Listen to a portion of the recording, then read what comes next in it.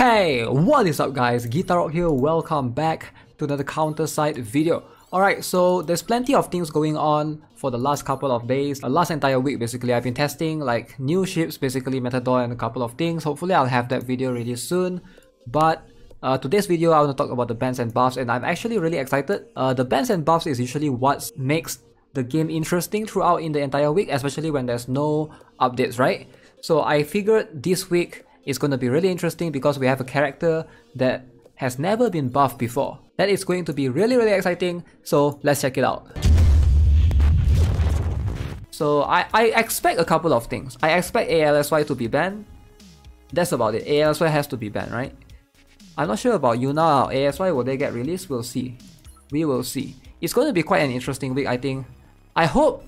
Here's what I hope, right? I hope that the soldier team will remain alright. Admin Rifleman might be...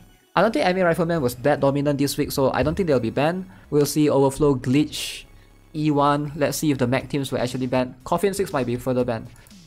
Boom! Ifrit banned 2, Gayun banned 3, ASY and ALSY are both banned 2. All the soldiers are banned, insane. Alright, the twins is banned 1, so you can sort of use them and avoid Harap at the same time. So they are going to be quite solid throughout this week. Nayubin is released. So Nayubin is going to be everywhere with a paper bin, pushing people. Sigma out, because you can't use Sigma anymore. Who else? What other Awaken units? Some people might use Yuna. Okay, Yuna will be there. Nayubin Yuna. So it's going to be Nayubin Yuna. They are going to be the dominant one. I'm not sure if you can rush. Maybe you can still rush a little bit with Nayubin. Kalwang is not banned, surprisingly.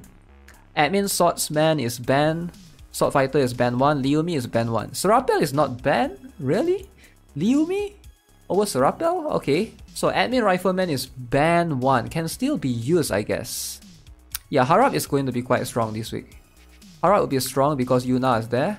So it's something that Niall Rush. I wonder if Niall Rush will still work with Yubin being free, right? Yubin is finally free. It's much harder to rush towards a Yubin. And Awaken Heal Day is free as well, right? One thing that we can be sure is what Awaken. E1 is not banned. Okay. So E1 is not banned. So E1 and Yubin is going to be really toxic to deal against. So let's look at the ban ship. Okay, so New Ohio is banned 2. Coffin 6 banned 2. Insane. Coffin 6 banned 2 is pretty insane. So I'm just going to aim in another ship. Just aim in another ship. Let's go. Yo, Coffin 6... Do you still use Coffin 6 though if you are an E1 abuser, right? I wonder if you still use Coffin 6. Maybe you use Abraham. But you can't use Abraham with E1 because you can't heal E1, so that's one headache they have to deal with. So what would be the next best ship, right? There's not Coffin 6. Maybe you just go Enterprise then, right? But... Oh, Enterprise is there free, so that means Nayubin might be... not as strong, not as dominant for sure. Coffin 6 is really strong with E1 for sure. But surprisingly, E1 is not getting the ban. Coffin 6 is getting the ban instead. Matador E1. Yeah, Matador E1 can be used as well. I don't know. This team overall, I would say, pretty alright. Pretty expected. There's a lot of flexibility. Lake Superior is free. Matador is still there. Every single ship is there. Albion is there. Gleipnir Armored. Gleipnir Port Type. Enterprise. Only 2 ships banned, so I think it's pretty balanced, right? Kamizumi is there as well, right? I forgot to mention Kamizumi. If you're a Kamizumi abuser, you can always use it. Can Kamizumi remove buffs though from E1? I'm not sure. I don't think it can. And ASY is 8 cost, 7 cost. Huh, this is going to be a really interesting week. I guess with Yuna everywhere, you probably won't ever use these characters since Yuna is going to be so dominant. I'm surprised Veronica is not banned. I'm surprised. So Veronica can still be used, but Yuna counters Veronica. So I don't think, Veronica is going to be that dominant. Let's have a look at the up units. Jendo! Yo! Jendo insane! John Mason! You can't do mech team though with John Mason buff. Yo! Jendo leader 2 cost time? Let's go. Laura Beatrix 2 cost. Wait, Laura is buff. Okay, that's a lot of... This is a lot of things to take in. This is a lot of things. Jendo Rush. Will this favor the Jendo abusers, right? Jane and Matador? Yeah, I think Jane is going to be quite strong this week. If you give her like your best gears and stuff, 3 cost is definitely really helpful if you have like a 2 cost. Can she kill Yubin in time though? Yubin is like everywhere. I don't know if she can kill Yubin in time. We'll see. Jane Vero with Matador. Veronia is going to be harder to use because of Yuna, for sure. Yeah, Lara Beatrix can be quite strong, for sure. I mean, I'm really glad because last week we have Heal Day, right? Regular Heal Day getting buff. This week we have Jane Doe getting buff. And it's really good. If you look at it, we get 2 SSR that gets buff. John Mason and Jane Doe. And I think John Mason is going to be really, really good for trying to push.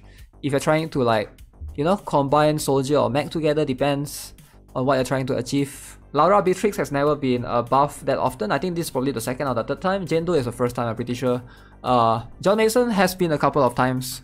So, really balanced. I think 2 cost Jane Doe as a leader is going to be quite toxic. I don't know how, you know, 2 cost is really spammable for Jane Doe. I think she's going to be quite strong. The only problem with Jane Doe is she can't really hit air. So something like Lyudmila sort of counter her. This week Lyudmila might make a comeback if you think about it, because Lyudmila, last week she wasn't that prominent because of ALSY, right? ALSY sort of one-shots her when she comes into the battlefield. But now that, you know, you might not see ALSY that much anymore, I'm guessing Lyudmila is gonna be the go-to sniper. I wouldn't recommend using Xiaolin because Jane Doe sometimes can hit quite far. Yeah, I actually completely forget about her kit. She does hit air, okay. She summons Pluto, decrease enemies attack speed by 20% for 10 seconds, okay. That's cool. Decrease enemies attack. Instantly finishes defender or striker with 15% or lower HP within range. 15% is quite hard to gauge. Defender or striker. So it is like a counter frontline sort of in that sense. Let's have a look at Jane Doe. Since I haven't been reading her skills for a long time, is there anything that I need to pay attention to, right? Increase evasion by 100% for 14 seconds when deployed. Insane! 100%!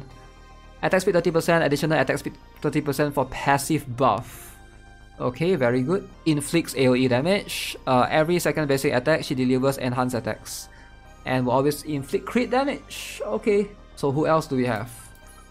John Mason. Summons drone. Okay, 35 seconds.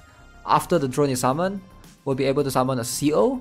John Mason doesn't seem that bad because he can silence Nayobin. Nayobin's that special skill sort of delay the push a little bit. Increase all max attack by 10%. And also defense penetration. This is going to be huge, especially with what is that? With E1, it's going to be quite toxic. So yeah, Lyudmila is going to be quite strong this week. Instead of ALSY, I would recommend people to use Lyudmila for sure. She's going to be the toxic go-to backliner. Twins is going to be kind of everywhere as a band 1 unit, and then Jane Doe, but we'll still have a couple of like key units like Nayobin, Serapel and those things.